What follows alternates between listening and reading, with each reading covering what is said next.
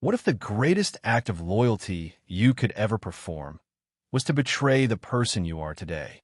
We spend our lives staring into mirrors, literal and metaphorical, searching for a sense of self, a stable identity, a reflection that reassures us, this is who I am. But what if that reflection is a prison?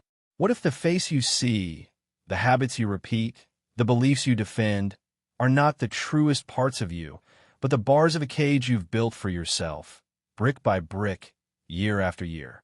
Tonight, we invite you to step into a world of uncertainty, a world where the most dangerous enemy you'll ever face is not out there, but within. A world where the greatest conspiracy is the one you've woven around your own soul, convincing yourself that change is betrayal, and that loyalty to your old self is a virtue. Friedrich Nietzsche, the philosopher who dared to question everything, believed that true freedom demands a kind of treason, not against others, but against the person you were yesterday. He saw that the path to liberation is not paved with comfort, but with shattered illusions and broken mirrors. To become who you truly are, you must first destroy who you have been. This is not a story of easy answers or comforting lies. It is a journey into the heart of darkness, the darkness of your own reflection. Are you willing to shatter your own image, to betray your old self, in order to become free? Or will you remain loyal to the prison of your past? The choice, as always, is yours.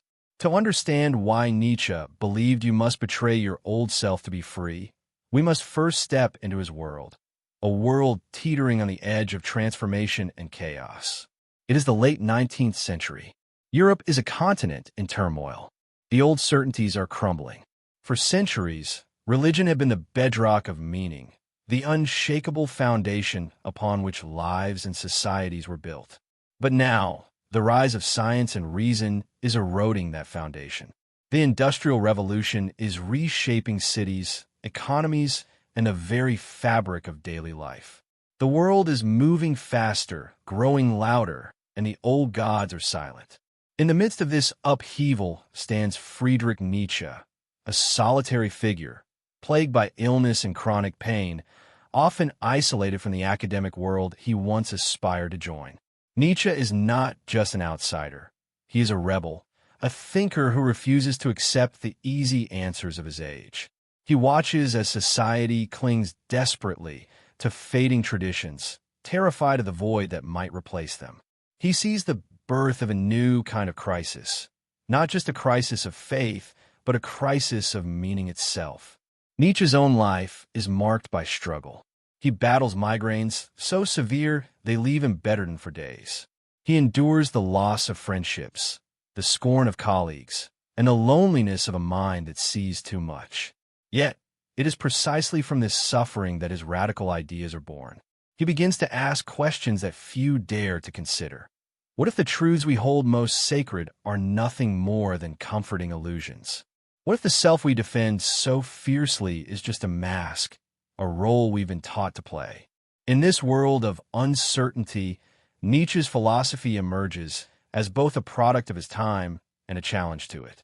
He calls on us to question everything, not just the world around us, but the very core of our own being. He urges us to confront the possibility that freedom is not found in loyalty to the past, but in the courage to betray it. Nietzsche's world is not so different from our own, a world searching for meaning in the ruins of old certainties. And it is from this crucible of chaos that his most dangerous idea is born. Why do we cling so desperately to our old selves, even when we sense that change is necessary? Why does the thought of betraying who we've been fill us with dread rather than relief? Nietzsche saw this fear as a fundamental part of human nature. He called it the herd instinct, the deep, often unconscious drive to belong, to fit in, to avoid standing out. For most of history, survival depended on the group. To be cast out was to be exposed, vulnerable, alone. Even now, in a world of billions, that ancient fear lingers in our bones. We inherit not just the color of our eyes or the shape of our hands, but the urge to conform, to remain loyal to the familiar, even when it no longer serves us. But the herd instinct is only part of the story. Nietzsche's idea of eternal recurrence asks us to imagine living the same life over and over forever. Would you choose to repeat your current existence with all its routines, beliefs, and habits? Or would you recoil at the thought, sensing that something vital is missing? This thought experiment exposes the subtle ways we become trapped by our own patterns. The self, Nietzsche suggests, is not a fixed entity, but a collection of habits, memories, and roles, many of which we never chose for ourselves. Think back to your childhood. The beliefs you inherited from your family, the rules you learned in school, the roles you played to win approval or avoid punishment. Over time, these fragments fuse into a sense of identity. This is who I am, we tell ourselves. But is it? Or is it simply who we've been told to be? Modern psychology confirms what Nietzsche intuited. Cognitive dissonance, the discomfort we feel when our actions contradict our beliefs, pushes us to rationalize, to defend the status quo. Confirmation bias leads us to seek out information that supports our existing worldview and to ignore anything that threatens it. The result is a self-reinforcing loop. The more we cling to our old selves, the harder it becomes to imagine anything different. We see this everywhere. The person who stays in a job they hate because it's who they are. The friend who clings to outdated beliefs because changing would mean admitting they were wrong. The addict who returns to old habits, not out of pleasure, but out of fear. Fear of the unknown, fear of losing the only self they've ever known. Self-betrayal, then, is not just difficult. It is terrifying. It means stepping into the void, letting go of the stories that have kept us safe. It means risking the loss of psychological stability, the comfort of certainty. But Nietzsche asks us, what is the cost of this loyalty? What parts of yourself are you protecting, and what possibilities are you sacrificing in the process? To betray your old self is to risk everything you know for the chance to become something more. The question is not whether it is easy, but whether it is necessary. Nietzsche's philosophy is not a call to chaos, but to transformation. At its core lies a radical vision that true freedom is not found in obedience or even in rebellion, but in the act of self-overcoming. To become free, you must not only question the world around you, you must question and ultimately betray the person you have been. Nietzsche gives us a powerful metaphor for this journey, the three metamorphoses of the spirit. First comes the camel. The camel is strong, patient, and obedient. It kneels to accept heavy burdens, tradition, duty, the expectations of others. It carries the weight of inherited values, never questioning whether these loads are worth bearing. Most of us begin our lives as camels, shaped by the demands of family, culture, and society. We learn to say yes to what is given, to endure, to survive. But Nietzsche warns that the camel's strength is also its prison. To carry the burdens of the past is to be defined by them. Eventually, the spirit must tire of obedience. It must enter the desert, a place of solitude and struggle, where it transforms into the lion. The lion is fierce, proud, and defiant. It learns to say no. No to the old gods. No to the rules that no longer serve. No to the voice that says, you must. The lion's task is to destroy, to clear away the dead wood of tradition and expectation. This is the moment of betrayal, the moment when you turn against your old self, not out of hatred, but out of necessity. Yet, Nietzsche does not leave us in the desert. The lion, for all its power, cannot create. It can only destroy. To be truly free, the spirit must undergo a final transformation. It must become the child. The child is innocence, play, and possibility. It is the creator of new values, the inventor of new games. The child says yes to life, not because it is told to, but because it chooses to. In the child, betrayal becomes rebirth. The old self is not simply discarded, but transcended. Its ashes become the soil from which something new can grow. This journey is not unique to Nietzsche's philosophy. It echoes through myth and history. In his book, Thus Spoke Zarathustra, Nietzsche's prophet descends from the mountains to teach humanity the art of self-overcoming. In ancient myths, heroes must leave home, face monsters, and return transformed. In every age, those who change the world must first betray the world as it is and the selves they were taught to be. But Nietzsche's challenge is more intimate, more personal. He asks, can you become the lion that slays your old gods? Can you be reborn as the child who plays with new possibilities? This is not an easy path. It demands courage, imagination, and a willingness to endure the pain of transformation. It means letting go of certainty, embracing the unknown, and trusting that something greater can emerge from the ruins of the past. Betrayal, in Nietzsche's vision, is not an act of destruction, but of creation. It is the price of freedom, the gateway to authenticity. To betray your old self is to make room for the self you might yet become. The question is not whether you will face this choice, but whether you will have the courage to answer it. If self-betrayal is the path to freedom, why does it feel so dangerous? Why does society, in all its forms, seem to fear the individual who dares to break away from the herd?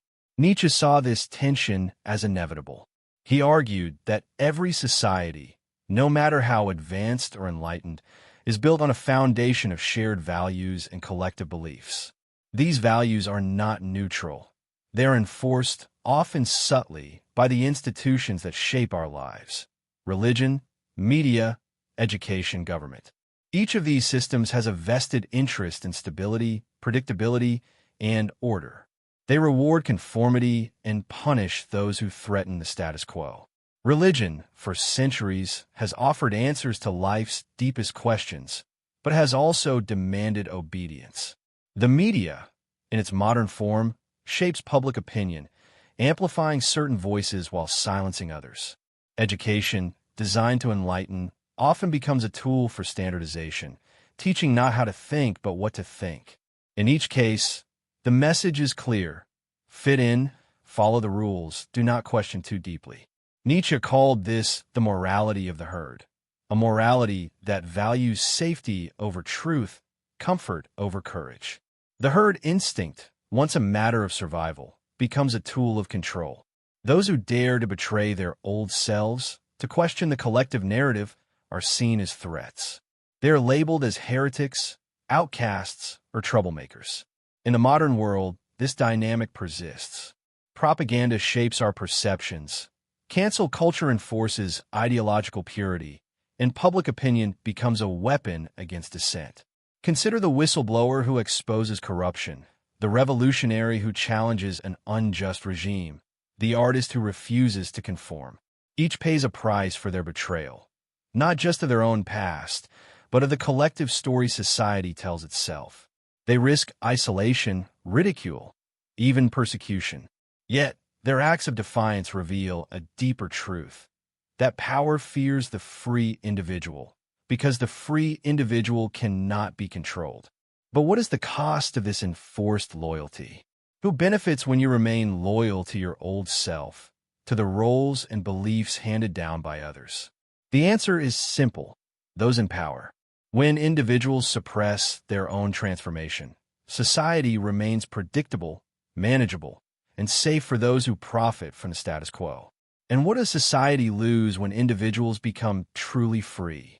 It loses the possibility of renewal, of genuine progress. It loses the creative energy that comes from people willing to question, to imagine, to become something new. Nietzsche's warning is clear: a society that fears self-betrayal is a society that fears its own future. The chains that bind us are not always visible. They are woven from expectations, traditions, and the silent pressure to remain who we have always been. To break those chains is to risk everything, but it is also the only way to discover what freedom truly means. In the 21st century, Nietzsche's warnings about the dangers of conformity and the courage required for self-betrayal have taken on new, digital forms. Today, our identities are not just shaped by family, tradition, or society. They are curated, broadcast, and judged in real time by millions of invisible eyes.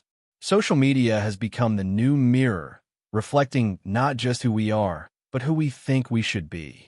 Every post, every comment, Every carefully chosen photo is a brushstroke in the portrait of our online selves. We are encouraged to be consistent, to build a brand, to present a version of ourselves that is polished, likable, and safe. The pressure to maintain this persona is relentless.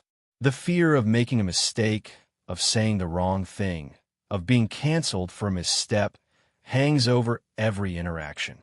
In this digital panopticon, we become both the jailer and the jailed, constantly watching ourselves, constantly editing, constantly afraid. Algorithms, designed to maximize engagement, become the silent architects of our reality. They feed us content that confirms what we already believe, reinforcing our old patterns and discouraging genuine transformation. If you try to change, if you dare to express a new idea, to question your own past, to betray your online self, the system pushes back.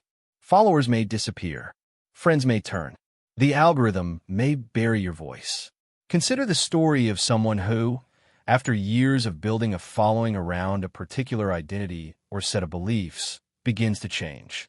Maybe they question a political stance or admit to a personal transformation. The backlash is swift and brutal. Accusations of hypocrisy, betrayal, or selling out flood in. The digital community that once celebrated them now demands loyalty to the old self, the familiar narrative. The cost of self-betrayal is not just psychological. It is social, economic, and existential. This is the new herd instinct, amplified by technology. The collective pressure to remain the same, to never outgrow your past, is stronger than ever. The digital world promises connection, but often delivers conformity. It offers a stage, but demands a script. Nietzsche's challenge echoes louder than ever. Are you living for yourself, or for the approval of an invisible audience? What would it mean to betray your online self, to risk being misunderstood, unfollowed, or forgotten in order to become someone new? In a world where every moment is documented, every opinion is archived, and every change is scrutinized, the courage to betray your old self is both more difficult and more necessary than ever. The question is not just whether you can break free from the expectations of others, but whether you can break free from the digital reflection you have created for yourself. Betraying your old self is not a painless act. It is a rupture, a tearing away from the familiar, a leap into the unknown. The costs are real, and they are not to be underestimated. There is loneliness. When you step away from the person you have always been, you may find yourself standing alone. Friends and family may not understand. The communities that once embraced you may turn their backs. The comfort of belonging, of being known and accepted, can vanish in an instant. In its place is uncertainty, a sense of drifting, of not knowing who you are or where you belong. There is also grief. To betray your old self is to mourn the loss of what was, even if it no longer served you. The habits, beliefs, and routines that once gave your life structure must be dismantled. The safety of certainty is replaced by the anxiety of possibility. You may question your choices, doubt your strength, and wonder if the pain is worth it. But Nietzsche reminds us that these costs are the price of something greater. On the other side of self-betrayal lies authenticity, the freedom to live not as you were told to, but as you choose. There is creativity, the power to invent new values, new meanings, new ways of being. There is the possibility of true freedom, not the absence of constraints, but the ability to shape your own destiny. Nietzsche's own life was marked by isolation and misunderstanding. He died alone, his genius unrecognized by the world he sought to awaken. Yet his ideas survived, inspiring generations of thinkers, artists, and rebels. The same is true for modern iconoclasts, those who have dared to reinvent themselves, to walk away from success, fame, or comfort in pursuit of something more real. The path of self-betrayal is not for everyone. It demands courage, resilience, and a willingness to endure pain. But for those who dare, it offers a life of meaning and self-mastery, a life not defined by the expectations of others, but by the truth of your own becoming. In the end, the greatest reward is not what you gain, but what you become. We return, at last, to the cracked mirror, the symbol of everything you have been and everything you might yet become. The journey has taken us through Nietzsche's world of upheaval, through the psychology of self-preservation, through the deserts of transformation and the battlegrounds of society and technology. At every turn, the same question lingers. What does it mean to be free? To be free, you must betray the person you were told to be. This is Nietzsche's challenge, and it is not an easy one. It asks you to embrace the pain of self-betrayal, to accept loneliness, uncertainty, and a loss of comfort as the price of authenticity. It demands that you look into the mirror, not to admire your reflection, but to see the cracks, the fractures, the possibilities hidden beneath the surface. Freedom, in Nietzsche's vision, is not a gift. It is a conquest. It is not given by society or granted by tradition. It is seized, moment by moment, through acts of courage and creation. It is the willingness to shatter the mirror, to let go of the stories that have defined you, and to step into the unknown. The world will always offer reasons to remain loyal to your old self. There will always be voices urging you to conform, to play it safe, to avoid the risk of transformation. But the cost of that loyalty is the loss of your own becoming, the loss of the life that only you can create. So the question remains, will you remain loyal to your old self, or will you dare to shatter the mirror and step into the unknown? Will you accept the comfort of the familiar, or will you risk everything for the chance to be free? The answer is yours alone. In the end, the mirror is just glass. The reflection is just a story. Freedom begins the moment you decide to break it.